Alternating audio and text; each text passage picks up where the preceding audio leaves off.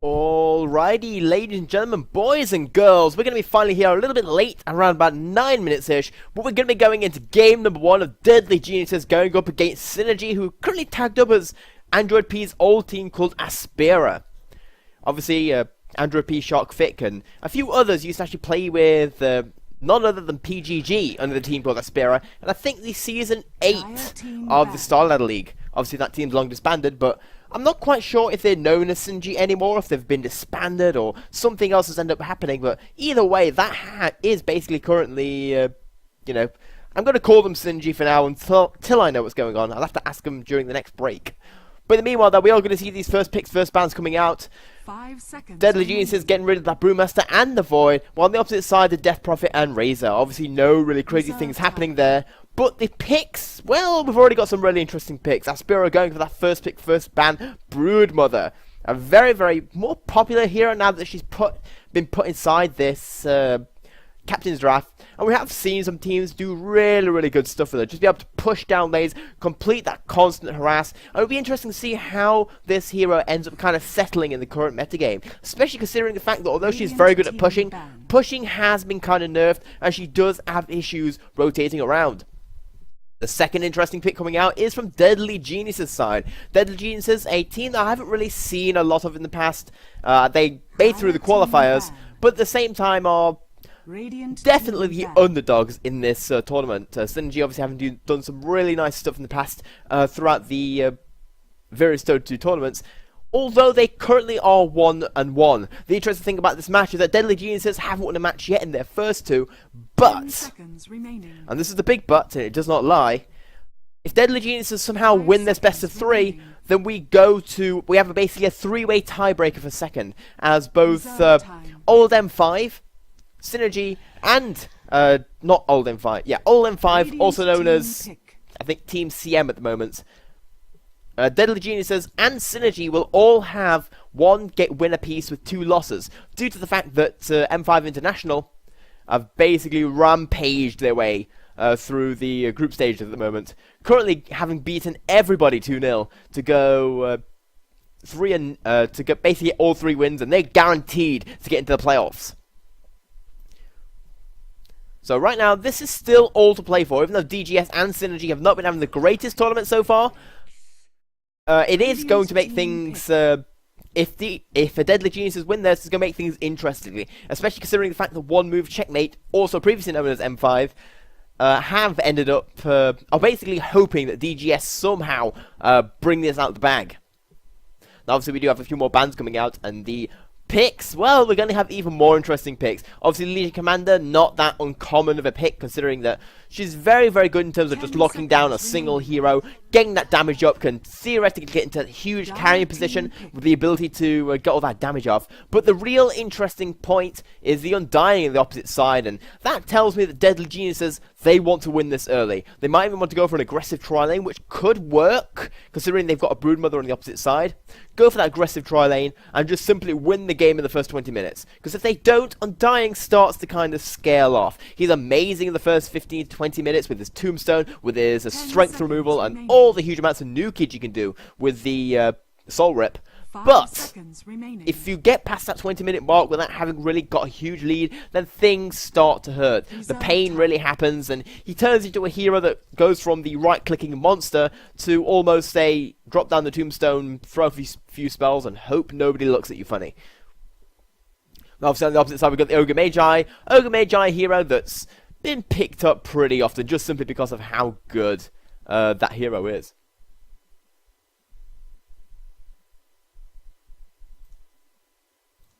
Just because of simply how good that hero is in terms of he can trade hits with practically any other hero in the game. He can go off lane, he can go support. He does huge amounts of damage in the late game. He's a very late game orientated support that has some early game ganking ability if you can tie him up with some of the support that brings the damage, such as a Scarlet Mage.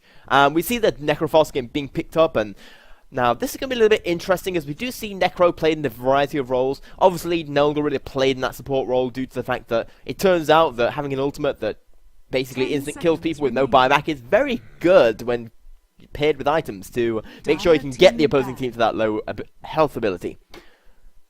But it is interesting because Necro's generally played mid, And considering the fact that Viper is also generally played mid, it's going to be interesting to see which one of those two heroes ends up going into the offlane position.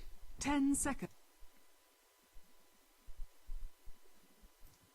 5 seconds remaining. Now, on the opposite side, though, we do see the Omni Knight getting banned, and I do feel that's a pretty good ban right there. Yes, it's not conventional, but at the same time, Deadly Geniuses, they're going for the green strategy at the moment, which is a lot of sustain, a lot of gradual right-click damage, and just wearing down your opponents, and Omni Knight can really help with that sustainability. Yes, Team Green coming out from Deadly Geniuses. As in, who else can they pick up? They already banned that Tidehunter and Wraith King.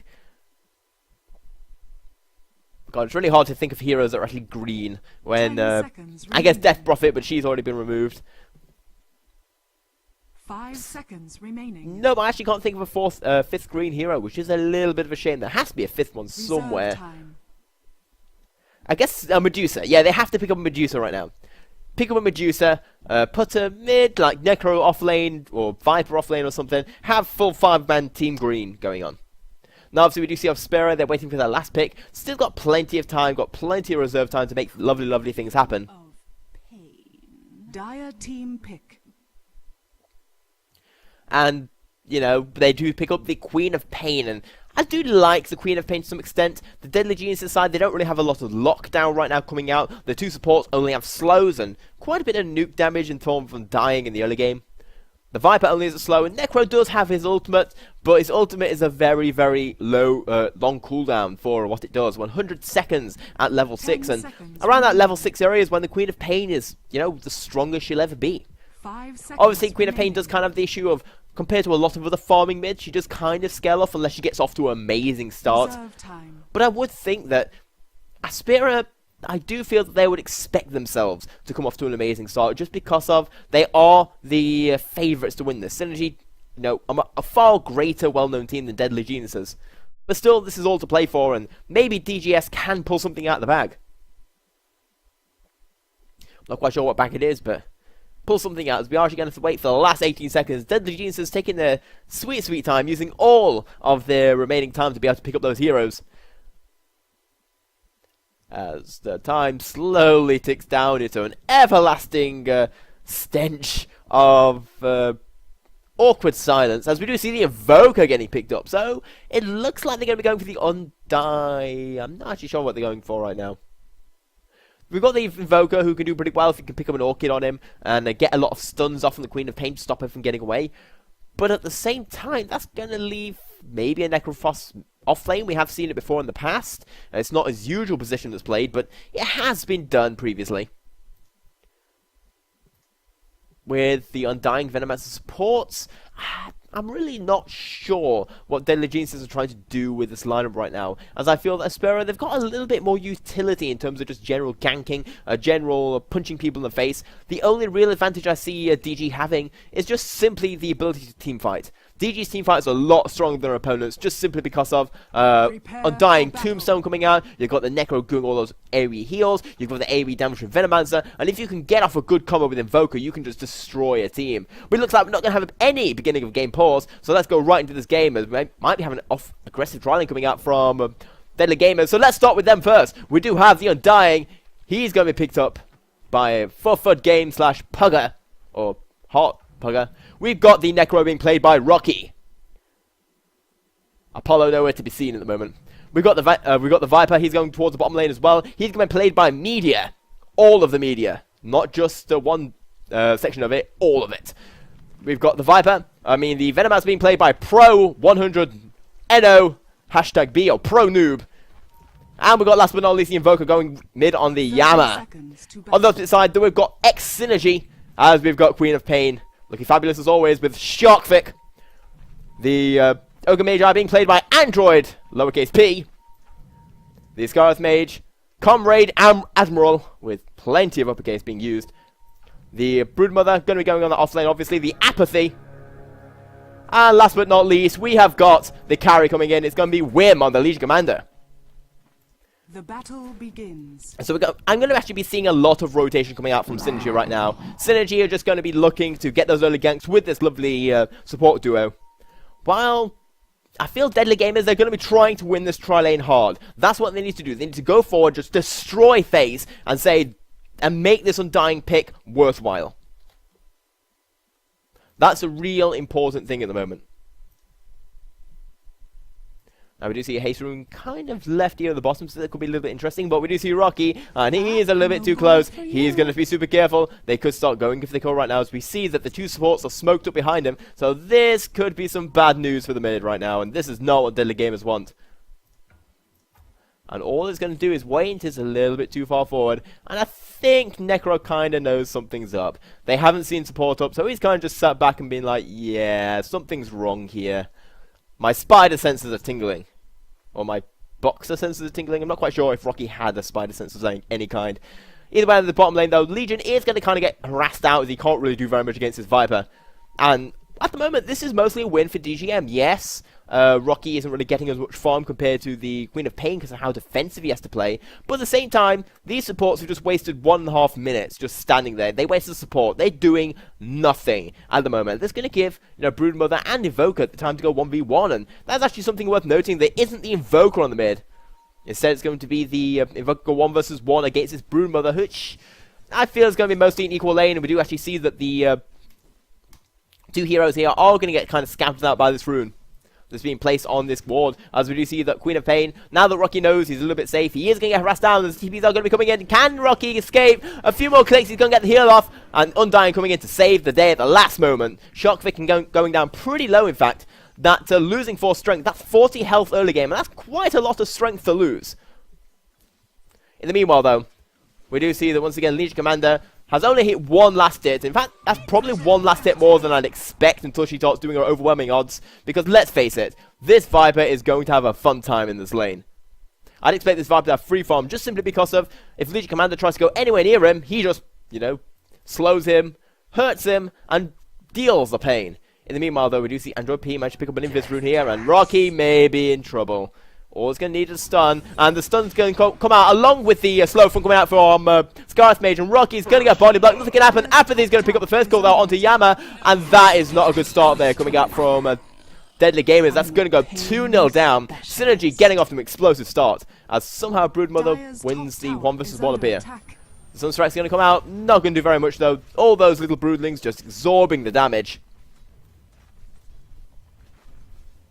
Radiant's bottom tower is under attack. But we do see a little bit of an advantage coming out here from Deadly Gamer, not Deadly Gamers. There's 2 teams kind of with DG in their name. No, Deadly Geniuses.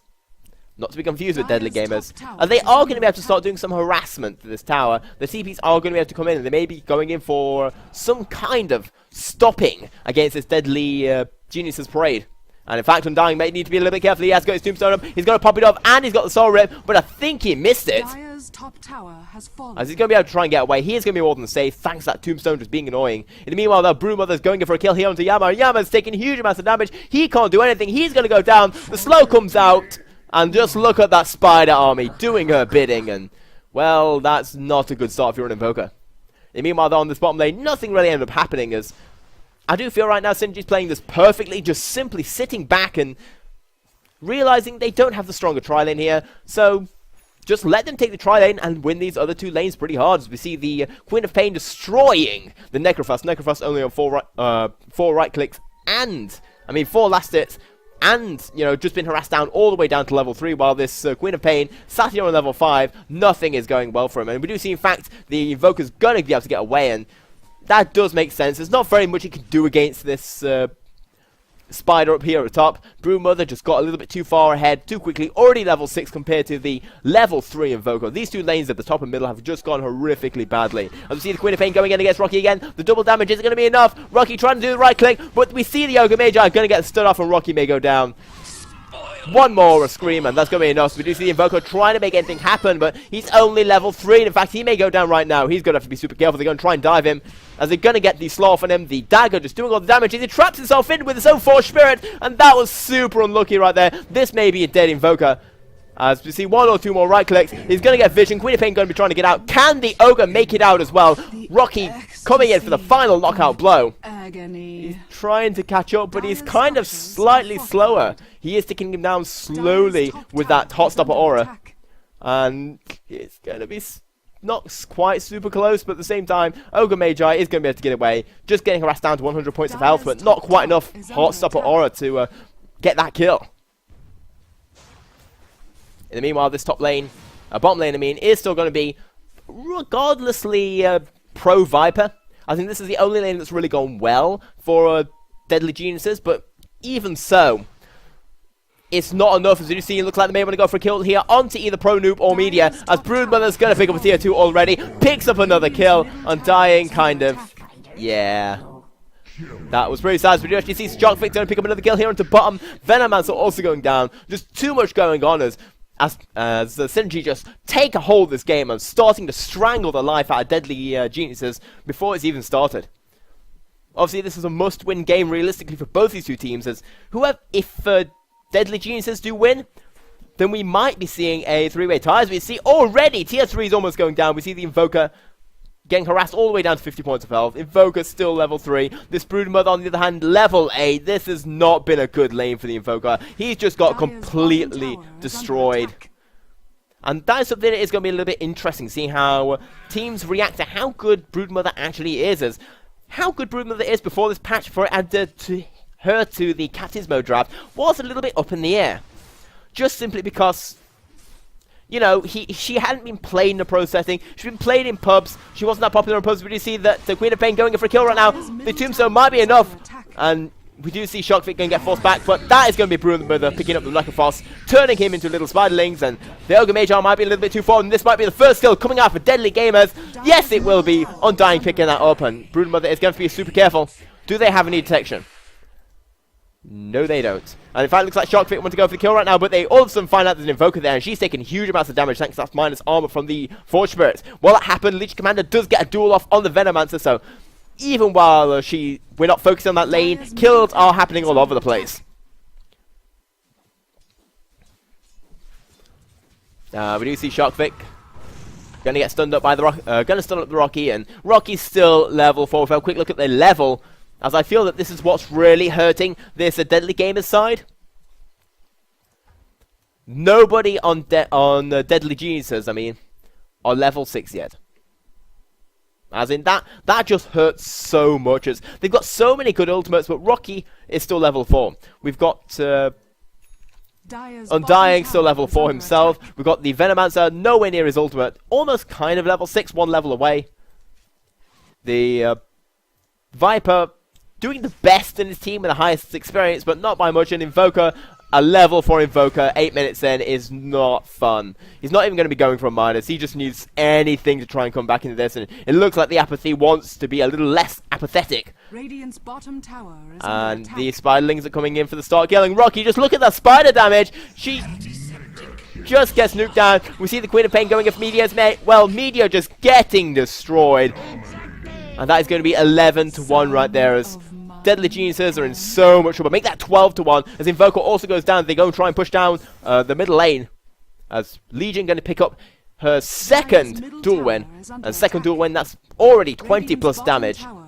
That's basically an extra set of phase boots. Dire's top tower is under attack. Now they might be able to pick up this bottom tier 1 tower right now, but these wards are just going to start doing some work, but they're only level 3 at the moment, so they're not doing that much damage. And while this is happening, the tier 3s, they're going down for Deadly Gamers. This Broodmother doing her job, and Link Shaman's going to pick up another kill here, taking down the Venomancer, who just pushed up a little bit too far, a little bit too hard, and this is 13-1.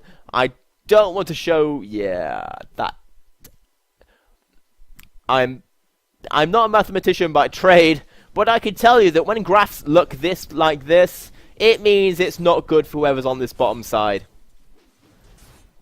Yeah, 10,000 gold. That's a lot more than what it should be at this point in the game.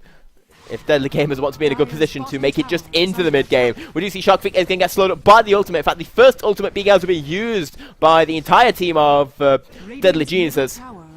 Rocky is going to get right-clicked down.